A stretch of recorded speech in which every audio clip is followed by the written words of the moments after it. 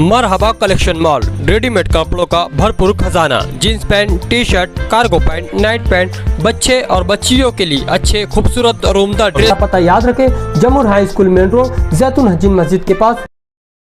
के सदर जैनुल आबदीन साहब आज की मीटिंग बुलाने का मकसद आप लोगों के सामने यहाँ रंगीन का जो कारोबार करते हैं उन्होंने रख दिया है। जब ये रंगीन कारोबार करने वाले पावर लूम कारखानेदार हमारे पास आए तो वो कुछ न कुछ ये सोच कर आए होंगे कि इस सनती कारोबार की हिफाजत करना कितना ज़रूरी है। ये रंगीन साड़ी का कारोबार, ये जिसे आम ज़बान में हम रंगीन का कारोबार कहते हैं, ये कोई आज का कारोबार मालेगांव शहर का नहीं है। यहाँ हमारे बुजुर्ग जो इस मीटिंग के सदर भी हैं, जैनुल आबदीन साहब, वो बैठे हैं, दूसरे भी कारोबारी हजरात यहाँ सब बैठे हैं। आज़ादी से पहले से ये कारोबार इस शहर में चल रहा है। अगर मैं कहूँ कि इस शहर को बनाने और बसाने में सबसे अहम रूल किसी कारोबार का शुरुआती दौर पे रहा तो वो रंगीन के कारोबार का रहा। और ये वो कारोबार है जो उस वक्त से आज तक चल रहा है। बहुत से शहरों में पावर लूम पर रंगीन का कारोबार खत्म हो गया, मगर मालेगांव शहर में और यहाँ पर काम करने वाले लोग ये इतने मेहनती होते हैं कि ये सेठ नाम के हैं, ये मजदूर के जैसा काम करते हैं। इसलिए ये कारोबार इस शहर में चल रहा है और इस कारोबार से हजारों लोगों का रोजगार चल रहा है। मगर जिस तरह इस मुल्क में कुछ गुजरातियों ने अपनी मोनोपोली बना ली और इस मुल्क में एक चलन चलने लगा कि अमीर अमीर होता जा रहा है और गरीब गरीब होता जा रहा है। हम तो सियासी तौर पे भी इस नज़रिए के हमेशा खिलाफ रहे। सोशलिस्ट नज़रिया हमेशा यकसा तौर पर सब लोगों के साथ, सब लोग कारोबार में, तरक्की में, गरीब आदमी, अमीर आदमी, ये मुश्तरका तौर पर जिसकी जितनी ताकत है उस हिसाब से कामकाज करता रहा है। हम इसी सोच और फिक्र के निहाल साहब के वक्त से इस शहर में हैं और सोशलिस्ट नज़रिया ही इस शहर को जिंदा रखा है। हम कोई और कल्चर में कभी जाते नहीं। हम हमेशा ये बात मानते हैं कि अमीर बहुत अमीर नहीं होना चाहिए और गरीब बहुत गरीब नहीं होना चाहिए। इस शहर में इंडियन बुटीक वो चाहते हैं कि अडानी अंबानी जैसा इस शहर पे कब्जा कर ले और ये मालेगांव के सिर्फ इस हिस्से का सवाल नहीं है। इंडियन बुटीक का, इंडियन बुटीक वाले हमेशा से इस शहर में छोटे कारोबार करने वाले को खत्म करने की तरफ जाते हैं। नदी के उस पार भी हमारे गैर मुस्लिम भाइयों का अगर कोई शोरूम खुलता है तो उसको कानूनी दाव पेच में उलझाने की कोशिश की जाती है। यहाँ तक कि इस हिस्से में भी कोई शोरूम खुलता है तो उसको भी कानूनी नोटिस दी जाती है। वो इस शहर को अपने बाप का शहर समझ लिए। वो ये समझते हैं कि यहाँ जो वो चाहेंगे वो होगा, मगर ये गलतफहमी इस मीटिंग के बाद इंशाअल्लाह उनकी दूर हो जाएगी। ये शहर उनके बाप का नहीं है। अगर वो आज बहुत रुपये पैसे वाले हो गए, उनके पास बहुत रुपया पैसा आ गया, तो वो छोटे सनतकारों को, छोटे दुकानदारों को खत्म कर देंगे। ये गलतफहमी उनकी खत्म हो जाना चाहिए। हमने जानबूझकर सिर्फ रंगीन वालों को आज बुलाया, हमने हमारी पार्टी के आम वर्करों को नहीं बुलाया, क्योंकि बिला वजह कुछ लोग इस शहर में, कोई सियासी आदमी अगर कोई कामकाज करने जाता है तो बोलने लगते हैं कि वो तो सियासी है। अरे सियासी आदमी कामकाज अगर कोई शहर के हक में कर रहा है तो बहरहाल वो काम कर रहा है। सियासी आदमी का काम सही और गलत पे आप निशान नहीं करो, आप मानो कि ये काम गलत है, ये सही है। इस मुद्दे पर तो मैं चाहूँगा मालेगांव शहर के तमाम ही सियासी लीडरान को इस मीटिंग के बाद एकजुट होकर आकर बैठकर बात करना चाहिए। जिस हिसाब से दिल्ली हाई कोर्ट में केस दाखिल किया गया, जब ये कारोबार करने वाले मेरे पास आए तो मैंने सबसे पहले अब्दुल अजीम खान साहब को बुलाया और उनसे कानूनी मालूमात ली और उनको भी यही बोला कि पहले अपने कानूनी तौर पर उसमें पार्टिसिपेट हो जाओ, उसके बाद अवामी तौर पे लड़ेंगे। मैं ये अगर रंगीन का पहन के यहाँ तकरीर करने आया तो ये इसलिए पहना कि मैं इनसे एक वादा जरूर करूँगा कि इस कारोबार में कानूनी तौर पर और अवामी तौर पर भी अगर इस कारोबार की हिफाजत और बचाने के लिए मुझे जो भी करना पड़ेगा, मैं हर कदम पे इनके साथ खड़ा रहूँगा। ये मैं आपसे वादा करता हूँ। ये हमारे शहर का सनती सवाल है और जो रोजगार से जुड़ा हुआ सवाल है उस पर कोई सियासत नहीं होना चाहिए। लेकिन सियासी आदमी है तो बहरहाल लोग अपनी अपनी बात बोलेंगे, वो अपनी अपनी बात बोलते रहे, उससे हमें कोई फर्क नहीं पड़ता। आज अगर इतनी बड़ी तादाद में यहाँ रंगीन के कारोबार करने वाले सनतकार और मजदूर आए हैं तो ये फिक्र है इनकी, और ये फिक्र आज अगर ये यहाँ पर मीटिंग की शक्ल में बैठे हैं तो कल आने वाले वक्त में कोई एहतजाज होगा तो मुझे लगता है इससे बड़ी तादाद भी आएंगी।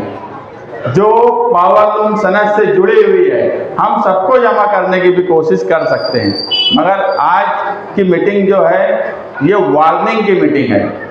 आज जब शानहीन तकरीर करने आएंगी तो आगे क्या करना है वो बात बोलेंगे। ये सिर्फ एक वार्निंग देने की मीटिंग है।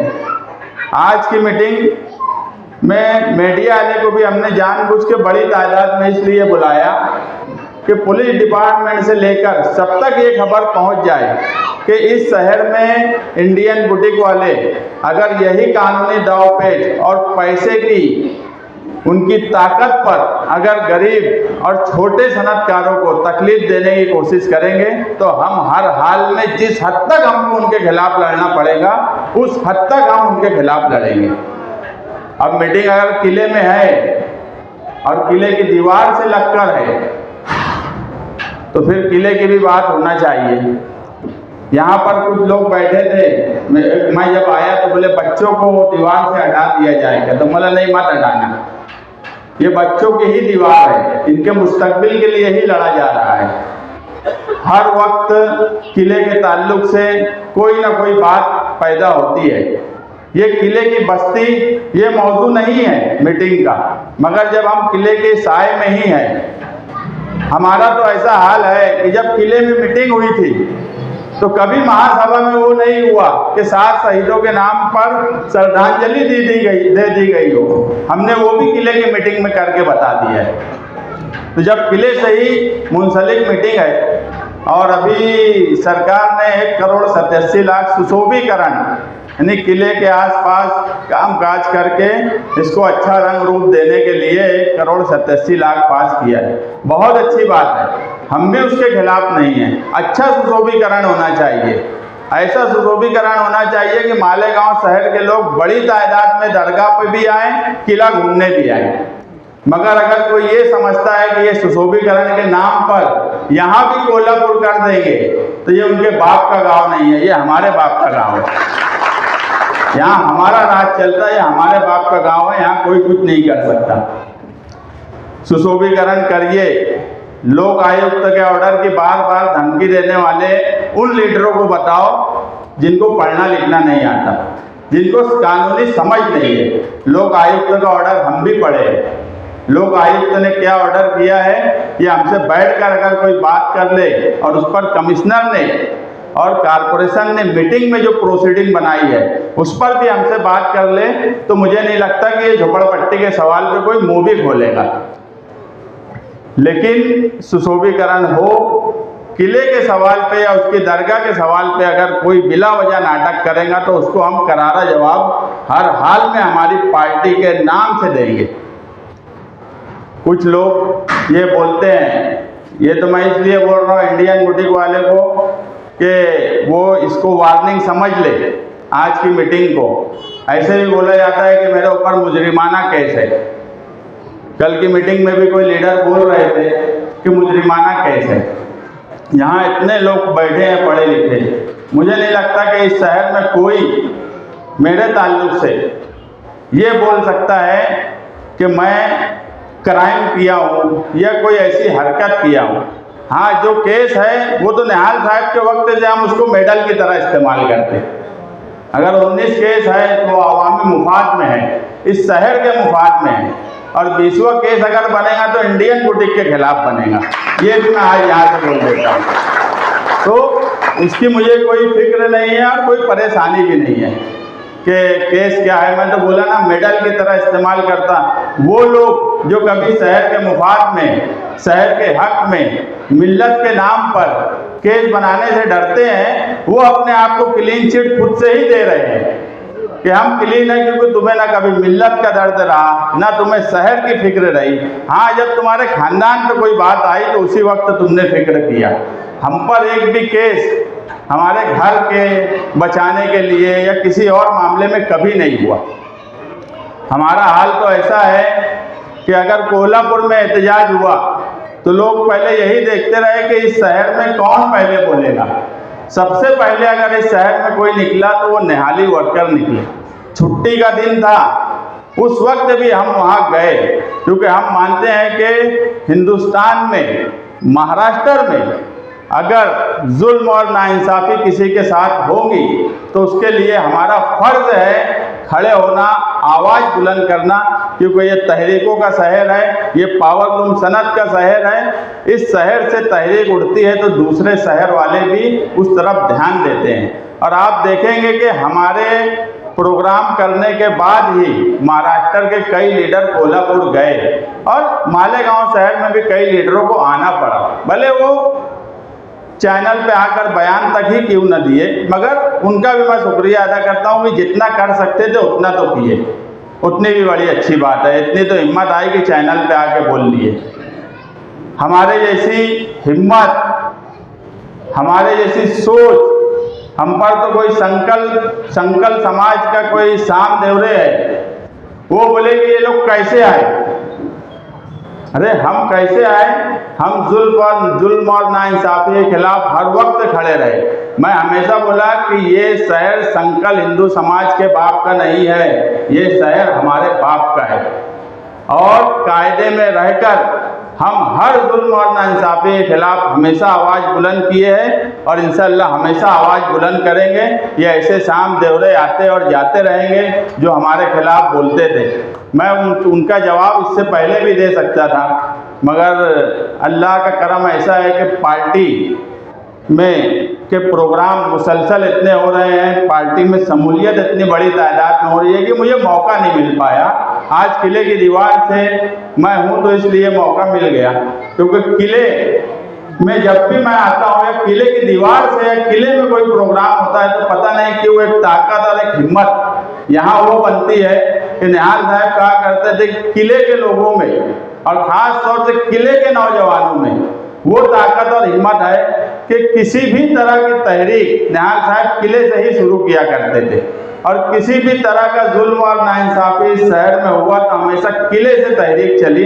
इसलिए किले में आज भी वो ताकत है जो निहाल साहब के वक्त हुआ करती थी। आज भी यहाँ के आसपास के नौजवानों में वो ताकत है। मैं बस अपनी बात इतने पर ही खत्म करूँगा कि आज जिस सवाल पर हम संजीदगी से बैठे हैं, हम आने वाले वक्त में आज एक वार्निंग देकर ये मीटिंग ख़त्म करेंगे, मगर जो भी वक्त देंगे इंडियन बुटीक वाला बैठे और ये मसला हल करें। अगर वो कानूनी दाव पेच में उलझाने की कोशिश करेंगे तो हम भी कानूनी दाव पेच हमको भी समझता है। और तुम भी यहाँ कई कारोबार इस शहर में कर रहे हो। अगर तुम छोटे सनतकारों को, छोटे दुकानदारों को सिर्फ लीगल नोटिस देते रहेंगे तो तुम भी यहाँ कारोबार कैसे करेंगे? तुम्हारा भी कारोबार है। अगर दूसरों का कारोबार ख़त्म करने की कोशिश की जाएगी तो हमें भी मजबूरी में रोड पर आकर एहतजाज की शक्ल में कोई ना कोई ऐसा फैसला करना पड़ेगा कि आपके कारोबार को भी हम कहीं ना कहीं चोट पहुंचाएंगे। इसलिए मैं इंडियन बुटीक फैमिली से अभी वार्निंग यही दे रहा हूं कि आप इस मसले को हल करिए।